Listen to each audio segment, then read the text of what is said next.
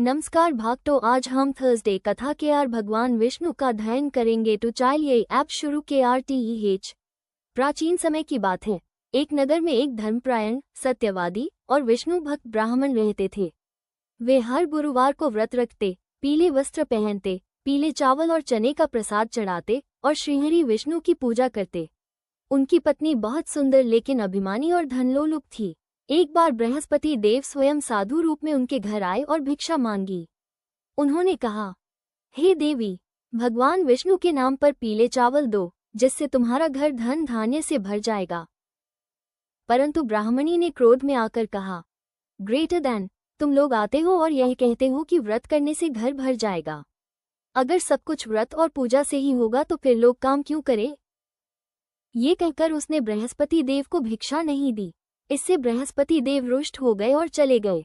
इसके पश्चात उस स्त्री के घर में दरिद्रता छा गई। सारे धन संपत्ति नष्ट हो गई, यहाँ तक कि खाने के लिए अन्न भी नहीं बचा। पश्चाताप और व्रत का फल। जब ब्राह्मण को ये सब पता चला तो उसने अपनी पत्नी को समझाया और पश्चाताप करने को कहा। अगले गुरुवार को वो स्त्री स्वयं जंगल में गई, पीले चावल इकट्ठा किए, पीले वस्त्र पहने और पूरी श्रद्धा से भगवान विष्णु और बृहस्पति देव का पूजन किया। धीरे धीरे उनके जीवन में सुख समृद्धि लौटने लगी। उनके घर में धन, अन्न और सुख फिर से भर गया।